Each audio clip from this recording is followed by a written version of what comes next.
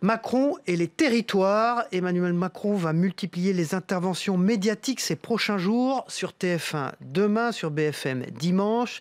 Est-ce qu'il y avait un besoin de faire de la pédagogie sur les réformes et sur ces réformes ? Bien sûr, on a toujours besoin de faire de la pédagogie, c'est-à-dire d'expliquer simplement mais clairement quelles sont les orientations du gouvernement, quels sont les objectifs visés, surtout en plus dans une période de transformation profonde du pays. Donc la question de l'explication, elle est fondamentale à tous les niveaux. Pour demain, Emmanuel Macron a choisi le Trésor de Jean-Pierre Pernaut. Il fera son interview depuis une école primaire d'un village de l'Orne. Est-ce que c'est l'aveu qu'il y a un problème avec ce monde rural et qu'il faut reconquérir ces territoires ? Écoutez, il y a des problèmes dans un certain nombre de territoires. Ces problèmes ne sont pas nouveaux. Il y a des déséquilibres territoriaux qui remontent qui sont le résultat de plusieurs décennies d'évolution sociétale, d'évolution géopolitique. Il y a des difficultés dans certains quartiers, il y a des difficultés dans certains territoires ruraux. Moi, j'oppose jamais l'urbain et le rural. Il y a des difficultés dans une partie des territoires avec ce qui est frappant ces dernières années, un sentiment de relégation de certains territoires où des mesures peuvent être considérées comme très négatives. Donc il est normal que le président de la République se rende sur ces territoires pour expliquer sa politique. Mais cette situation-là n'est pas le résultat de la politique menée par ce gouvernement, elle est le résultat de la politique menée depuis plusieurs décennies, quelles que soient les sensibilités politiques. Simplement maintenant, on en est à cette constatation et à ce bilan. Et moi, je fais jamais le procès de ce qui s'est fait avant. Je parle de la situation actuelle, voir comment on peut réparer, parce que c'est un peu de la chirurgie réparatrice. Les grandes associations d'élus sonnent le tocsin, Stéphane Vernet.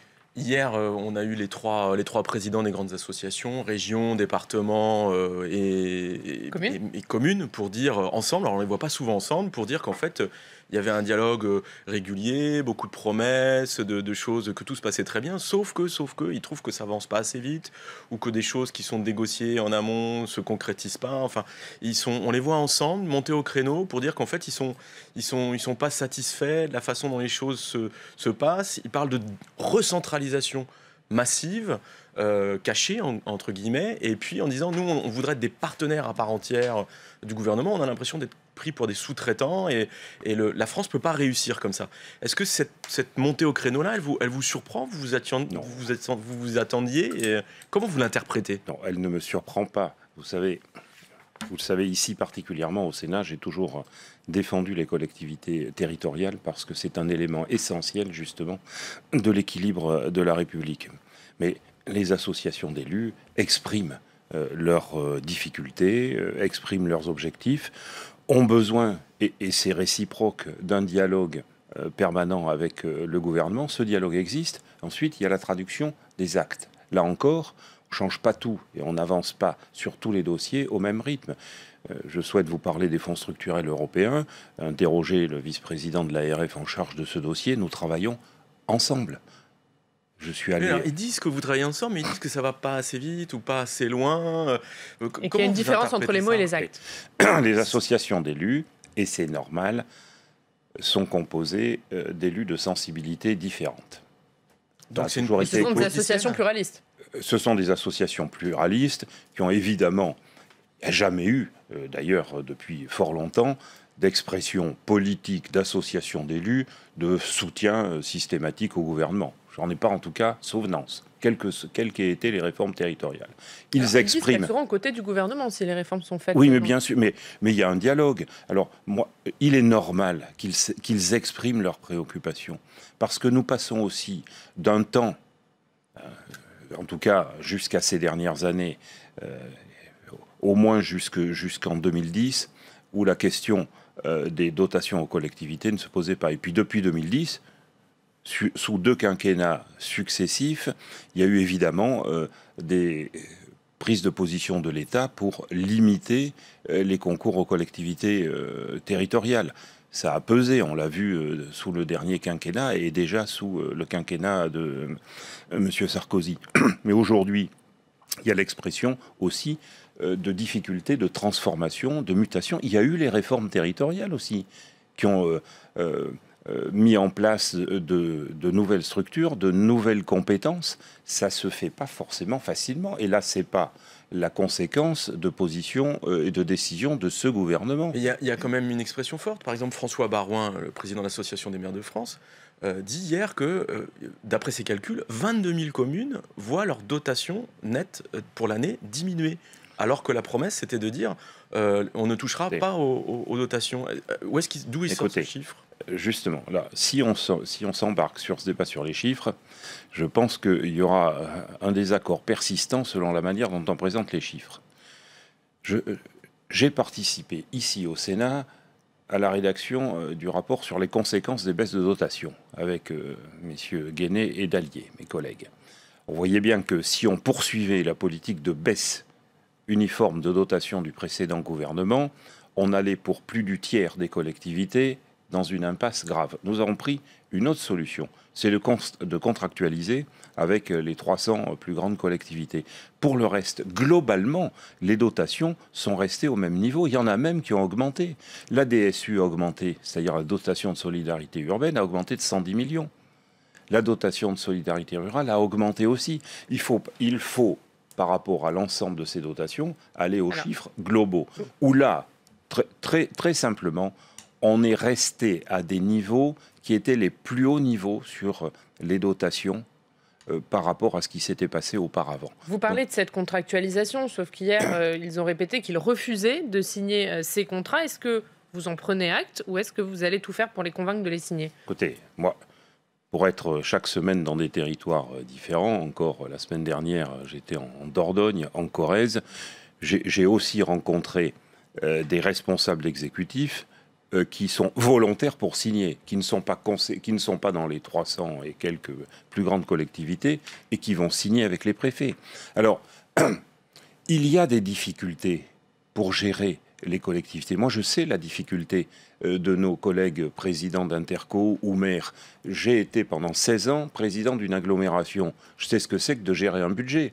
Donc aujourd'hui, nous sommes face à la difficulté qui découle de ce que nous sommes contraints de faire des économies et de gérer le mieux possible. C'est difficile, surtout que ce sont des élus qui sont, eux, directement en contact avec le quotidien, chaque jour avec les citoyens. Donc moi, j'entends leurs difficultés, je les ai connues, je les ai pratiquées.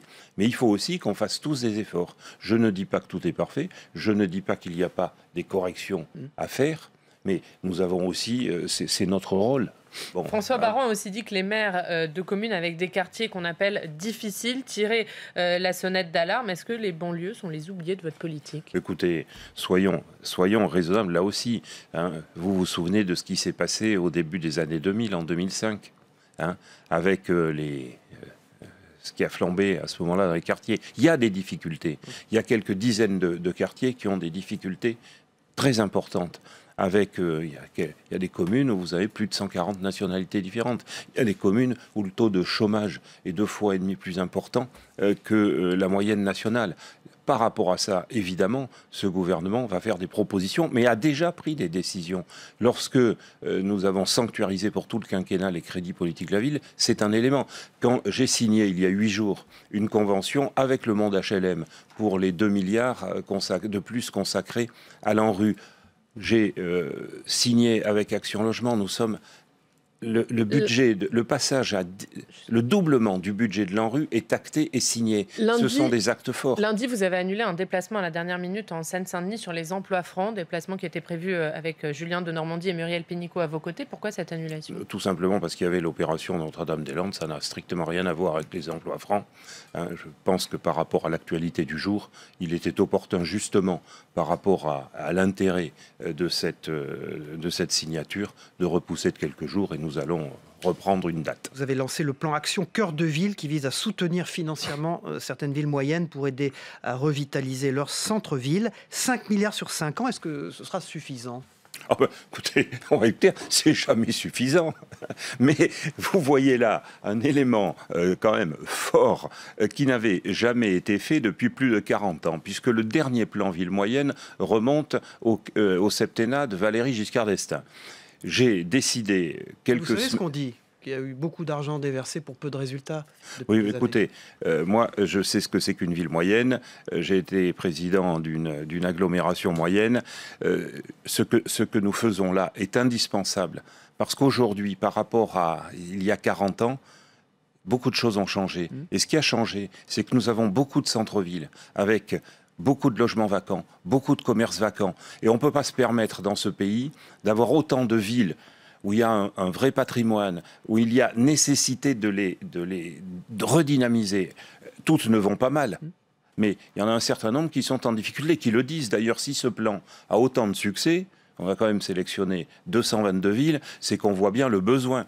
Alors on est arrivé à flécher un certain nombre de crédits assez importants quand même. Il y a 1,5 milliard d'Action Logement, il y a 1 milliard de la Caisse des dépôts, plus 700 millions de prêts, il y a 1,2 milliard de l'ANA, c'est pas neutre, et on fléchera des dotations de l'État. Et par rapport à ce que disent les associations d'élus, j'ai pris la décision de faire un système simple, c'est-à-dire de faciliter l'action des élus. On ne va pas leur dire vous allez faire ceci ou cela, on va faciliter leur projet. C'est donc là un acte de confiance et de collaboration. On va parler des fonds structurels, Jacques Mézard. Demain, vous vous rendez au Luxembourg pour parler de ces fonds structurels qui sont les aides européennes pour soutenir le développement économique des territoires. Est-ce qu'ils sont menacés, ces fonds? Est-ce qu'il est nécessaire que vous alliez les défendre? Menacés. Il y a ce qu'on appelle au niveau européen le post-2020, c'est-à-dire post-2020. Il y a une politique de fonds structurels européens. C'est quoi les fonds structurels européens?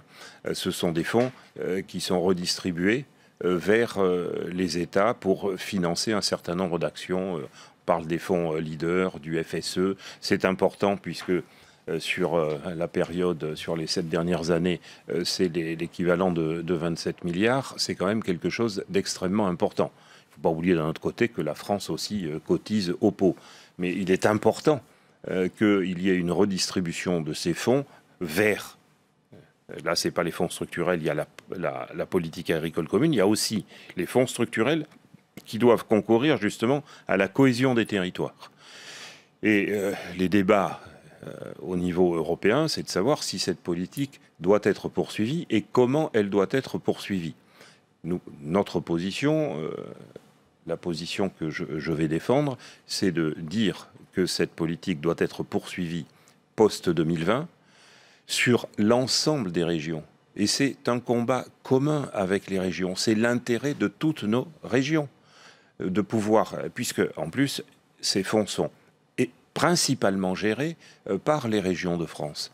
Donc nous discutons avec nos partenaires européens et il est essentiel de maintenir cette politique en la modernisant, évidemment. Parce qu'il va y avoir, dans le budget, permettez-moi, européen, 11 milliards de moins. C'est la cotisation anglaise, britannique, qui va être retirée. Autre sujet, Jacques Mézard. Édouard Philippe a présenté la semaine dernière sa réforme des institutions. Est-ce que dans cette réforme, vous, l'une des figures du Parti radical, il y a des choses qui ne vous conviennent pas? Écoutez, moi, on connaît mes positions, je suis un tenant du bicamérisme. Déjà, je constate que le bicamérisme n'est pas remis en cause, et j'ai plaisir à le dire ici, à Public Sénat. Pour le reste, il y a des engagements présidentiels qui ont été pris lors de la campagne. Réduction du nombre de parlementaires. Personnellement, je n'ai jamais été très chaud pour cela, mais je l'ai accepté au cours de la campagne.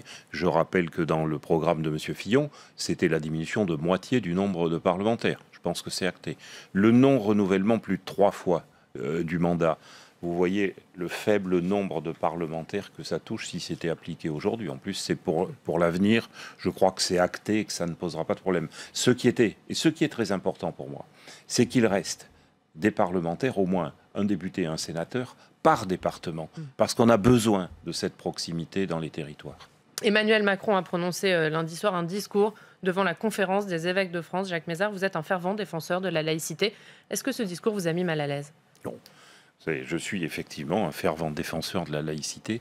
Et moi, je m'en tiens à la loi de 1905 parce que je pense qu'il est des éléments clés au point de vue de nos principes fondamentaux dans cette République qu'il faut tenir. Que le président de la République s'exprime vis-à-vis de communautés religieuses et de la principale d'entre elles, ça ne me choque pas.